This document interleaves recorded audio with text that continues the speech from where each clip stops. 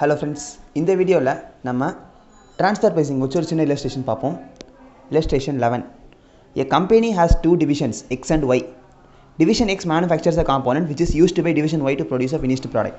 For the next period output and cost have been given. So X, Y ரெண்டு department இருக்கு. ஒரு X அப்படிங்கிற department ஒன்றை manufacture பண்ணி Yக்கு கொடுக்க வேண்டிய கட்டாயம். இப்போ இந்த Yக்கு கொடுக்க வேண்டிய ட்ரான்ஸ்ஃபர் ப்ரைஸ் என்னங்கிறது தான் நமக்கான ப்ராப்ளம். காம்பனன்ட் யூனிட்ஸ் எத்தனை யூனிட்ஸ்னா 50000 யூனிட்ஸ் ஃபினிஷ்டு குட்ஸ் வந்து இது 50000 ஒயிட்ட கொடுத்துச்சுன்னா அந்த 50000 ரா மெட்டீரியலை வச்சு 50000 யூனிட்ஸ் வந்து ஒய் ப்ரிப்பேர் பண்ணிடும்.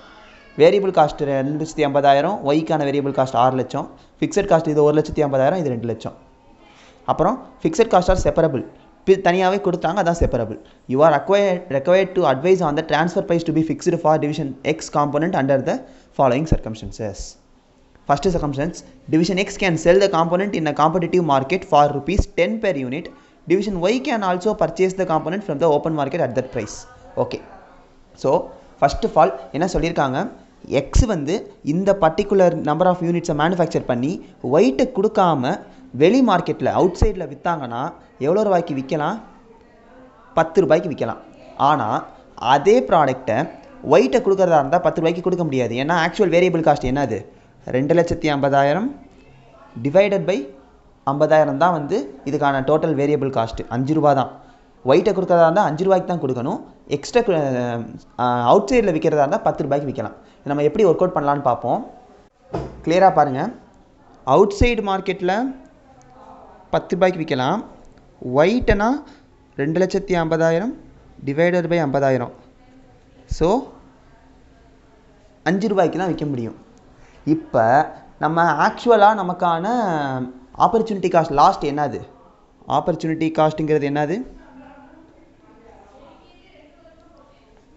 ₹5.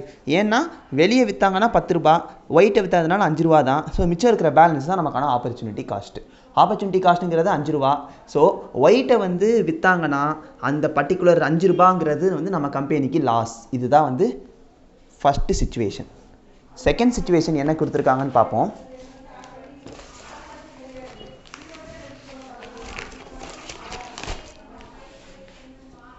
As per the situation mentioned in 1A above, further assume that division Y currently buys the component from the external supplier at the market price of 10 ரூபா. Extra வாங்காமல் வெளியில் ஒரு 10 ரூபாய்க்கு வாங்குறாங்க. And there is reciprocal agreement between supplier X and another division Z within the same group.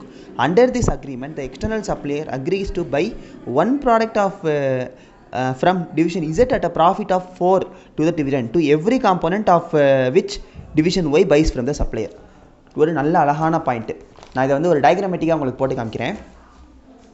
X Y இசட்னு இருக்குது. Extra வாங்கினா x கொடுத்தாங்கன்னா ₹5 ரூபா, சப்ளையர் கொடுத்தாருன்னா 10 ரூபா. ஆனால் சப்ளையர் கொடுத்தாருன்னா எக்ஸ்ட்ராவாக என்ன ஒரு நமக்கு பெனிஃபிட்டு? நம்மளோட டிபார்ட்மெண்ட்டோட மூணாவதான டிபார்ட்மெண்ட்டுங்கிற இசட்டுக்கு ₹4 ரூபா ப்ராஃபிட்டு. எக்ஸ்ட்ரா வாங்கினா இந்த சப்ளையர் இந்த ப்ராஃபிட்டை ஏர்ன் பண்ண விட மாட்டார். ஆனால் அவர்கிட்ட வாங்கினாங்கன்னா இந்த 4 ரூபா நீ ஏர்ன் பண்ணிக்கோ அப்படின்னு சொல்கிறாரு.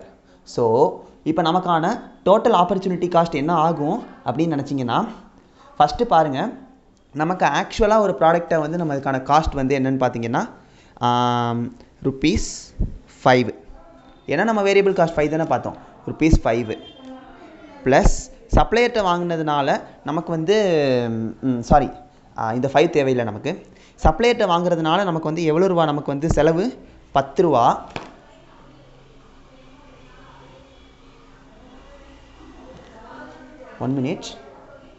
ஓகே, இப்போது இந்த ஒய் வந்து இவர்கிட்ட பர்ச்சேஸ் பண்ணாருன்னா கண்டிப்பாக இதே இந்த 5 ரூபா மதிப்புள்ள ஒரு பொருளுக்கு அவர் 10 ரூபா கொடுத்தாகணும், வேறு வழியே இல்லை. ஆனால் அவர் என்ன பண்ணுறாரு விவரமாக? இப்போ எந்த ப்ராசஸ் என்ன நடந்திருக்குன்னு சொல்கிறேன். எக்ஸு அப்படிங்கிறவர் வெளியே 10 ரூபாய்க்கு விற்பார், இவர்கிட்ட 5 ரூபாய்க்கு விற்பார். ஸோ இந்த 5 ரூபாய்க்கு ஒய் வாங்குறதுனால இதோட கான்ட்ரிபியூஷன் எவ்வளோ? ஒரு 5 ரூபா. ஏன்னா வெளியே போகிற ஒரு 10 ரூபாய்க்கு பதிலாக இங்கே 5 ரூபா வந்துடுதுல. ஸோ இந்த 5 ரூபா நமக்கு கான்ட்ரிபியூஷன். அது போக இசட்லேருந்து ஒரு 4 ரூபா வந்து நமக்கு ப்ராஃபிட்டு. மொத்தமாக 14 ரூபா அப்படிங்கிறது தான் நமக்கான எக்ஸ்லேருந்து ஒய்க்கான ட்ரான்ஸ்ஃபர் ப்ரைஸாக இருக்கணும். ஏன்னா சப்போஸ் இந்த ஒய் வந்து இவர்கிட்ட எக்ஸ்ட்ரா வாங்காமல் சப்ளையர்கிட்டேருந்து வாங்கியிருந்தாருன்னா எவ்வளோ ரூபாய்க்கு வாங்கியிருப்பார்? 10 ரூபாய்க்கு வாங்கியிருப்பார். ஃபர்தராக ஒரு 4 ரூபா வந்து ப்ராஃபிட் கிடச்சிருக்கும். ஏன்னா வந்து இசட்டுக்கு வந்து அது ப்ராஃபிட்டு.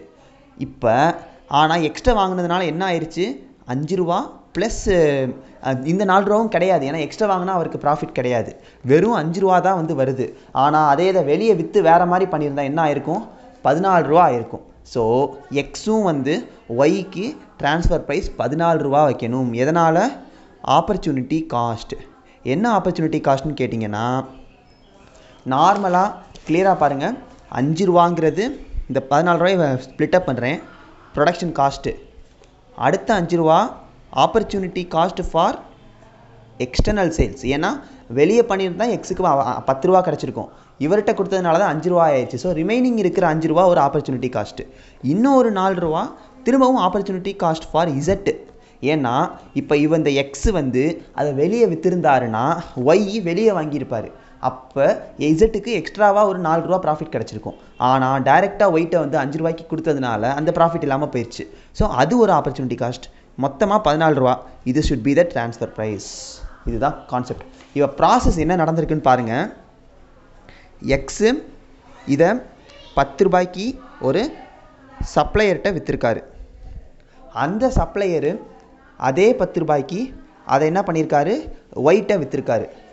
அதனால் இந்த ஒய் வந்து இந்த சப்ளையர்கிட்ட வாங்கினதுனால வந்து எக்ஸ்ட்ராவாக ஒய்க்கு என்ன நமக்கு என்ன ப்ராஃபிட்னா, சப்ளையரு ஒரு பொருளை 4 ரூபாய்க்கு இசட்டேருந்து பர்ச்சேஸ் பண்ணியிருக்காரு. அதனால் நமக்கு என்ன ஆகுது? இப்போ இங்கேயே ஒய் இருந்திருந்தாருன்னா 5 ரூபாயோட முடிஞ்சிருக்கும். ஆனால் 10 ரூபான்னு போனதுனால எக்ஸ்ட்ராவாக நமக்கு 4 ரூபா வந்து ப்ராஃபிட் வருது. ஸோ மார்ஜினல் காஸ்ட் ஒரு 5 ரூபா ஒரு எக்ஸ்டர்னல் ஆப்பர்ச்சுனிட்டி காஸ்ட்டு. திரும்ப இந்த 4 ரூபா ஒரு ஆப்பர்ச்சுனிட்டி காஸ்ட்னு சொல்லி மொத்தமாக எக்ஸு 14 ரூபாயை சேர்த்து வாங்கிடுறாரு. இதுதான் ட்ரான்ஸ்ஃபர் ப்ரைஸ்க்கான கான்செப்ட். கிளியராக புரிஞ்சிருச்சா? இதை புரியலைன்னா ஏதாச்சும் டவுட்ஸ் இருக்குது அப்படின்னா கமெண்ட்ஸில் கேளுங்க. தேங்க்யூ.